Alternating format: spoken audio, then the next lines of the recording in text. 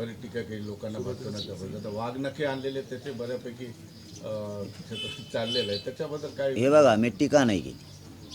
त्याच्यामुळं काय प्रॉब्लेम झाले ते नेमके ॲडमिशनच्या वेळेस कागदपत्र काढायची गडबड तहसीलला, शेतूला पोरांना सुद्धा ॲडमिशनचे प्रमाणपत्राचे, काहीचे EWचे, काहीचे ECBCचे, हा ना. मग ते महसूलचा संप त्याच्यातच. आणि अशा वेळेस काय होतं, मग पोरांनी काय करायचं? त्याच्यात त्यांनी लाडका भाऊ लाडकी बहीण आणली.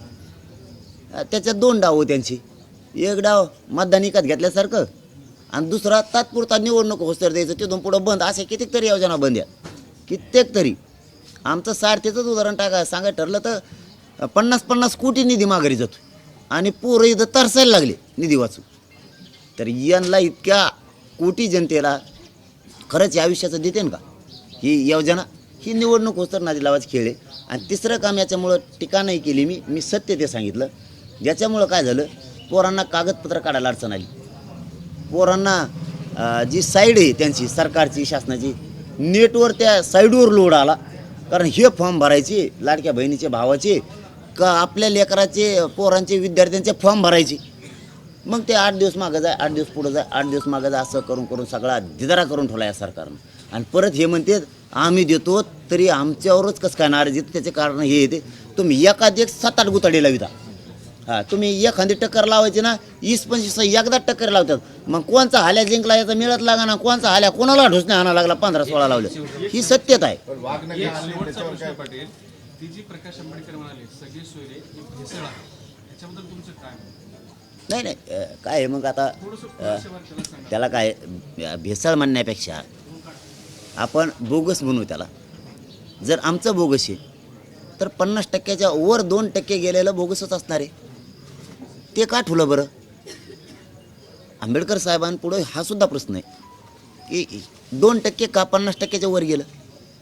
आंबेडकर साहेबांच्या पुढं दुसराही प्रश्न आहे की मंडल कमिशननं 14% आरक्षण दिलं होतं, 16% 94ला ते झालं कसं? ते बोगस कप बाहेर जाय ना, ते बोगस आहे ना.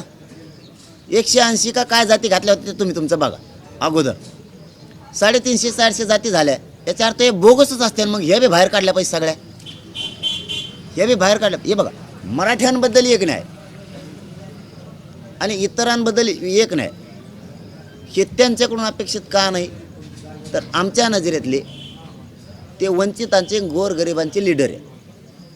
ते कुणालाच मुजीत नाहीत. मग सत्ताधारी असू नाही तर काय असू नाही तर तिकडं महाविकास आघाडी असू, परखड बोलणार, निर्भीड बोलणार आणि खरं तेच वाजविणार, सोडणारच नाही. मग आमच्याजवळ त्यांच्याबद्दलची प्रतिमा ही आहे की प्रकाश आंबेडकर साहेब हे गोरगरिबांचे लीडर आहे आणि ते खामक्या लीडर आहे. मग त्यांनी तिथंसुद्धा हे त्यांच्या तोंडून येणं अपेक्षित आहे की जर सगळ्या सोयऱ्यांची बोगशी तर ही वरचं 16% दिलेलं नंतरचं ते बोगस. ज्या ओरिजिनल जाती घातल्या होत्या त्याच्यानंतर पोट जाती म्हणून घातलेल्या ह्या सगळ्या बोगस ह्या बाहेर काढा. दुसरं तिसरं की 50% वर 2% दिले हे बोगस आहे, हे लगेच बाहेर काढा आत्ता. मग समानतेचे आणि वंचिताचे गोरगरिबांचं खमक्या लीडर हे त्यांना शिक्का आहे. कारण आम्हाला त्यांच्याकडून अपेक्षा आहे, अभ्यास आहे, संविधानाचा अभ्यास आहे, कायद्याचा आहे आणि निर्भीडपणा आहे. म्हणून आम्हाला अपेक्षा आहे की गोरगरिबाची बाजू 100% ते बोलतील आणि गोरगरिबांचा मराठ्यांचा ते आवाज होतील. शेवटी निर्णय त्यांचा. चलो, धन्यवाद. समिती जी आहे तिला एप्रिलपासून मुदतवाढ दिलेली नाही. त्याच्यातल्या एका अधिकाऱ्याशी बोलणं झालं. त्या अधिकाऱ्याचं म्हणणं आहे पूर्वी 20 कर्मचारी होते, आता फक्त 2 कर्मचारी ठेवलेले आहेत आणि कुठलंही काम सध्या सुरू आहे. तेच सरकारला मी सांगितलं होतं की नोंदी द्यायच्या बंद, नोंदी शोधायच्या बंद, रेकॉर्ड तपासत नाही आहेत. तुम्ही सेपरेट कक्ष ठेवा प्रत्येक तालुक्याला, नोंदी शोधायला लावा, मनुष्यबळ वाढवा, त्यांना पैसे दिले जात नाहीत ते द्या.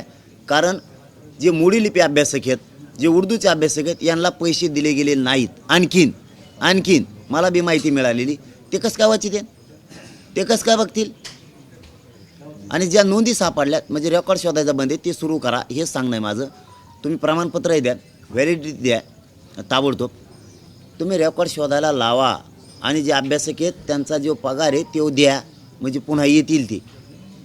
आणि जे अधिकारी जाणून बुजून देत नाहीत किंवा रेकॉर्ड शोधत नाहीत असून टाळाटाळ करतात. ही महाराष्ट्रभरचा विषय. पश्चिम महाराष्ट्रात प्रचंड संख्येनं प्रमाणपत्र निघायला लागले. व्हॅलिडिटी जाणून बुजून द्यायनात, जाणून बुजून. का अन्याय माझ्या मराठीवर पश्चिम महाराष्ट्रातल्या, हे माझं म्हणणं आहे. त्याच्यामुळं तुम्ही हे तातडीनं सुरू करा. शिंदे समितीला मुदतवाढ द्या, पण काम झालं पाहिजे. नुसती मुदतवाढ द्या आणि ती मुंबईत बसत, त्या मुदतवाढीचा उपयोग नाही. आमचा रेकॉर्ड गॅजेट मी सगळं सांगितलं आहे ते पाहिजे.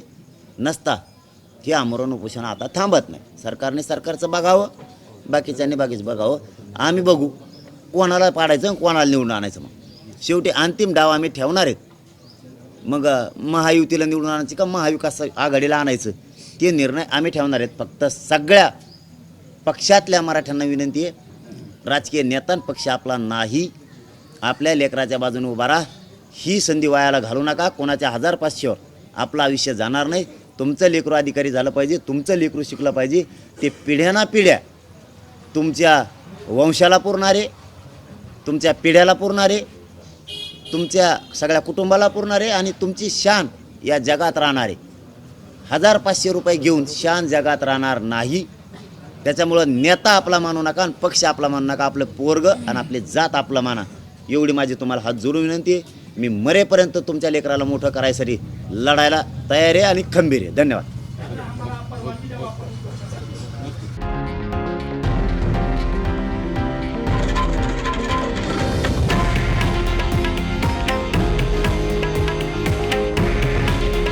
हे आहे देशातील नंबर 1 न्यूज नेटवर्क आणि आपण पाहत आहात TV9 मराठी. काळजी तुमची, हित महाराष्ट्राचं.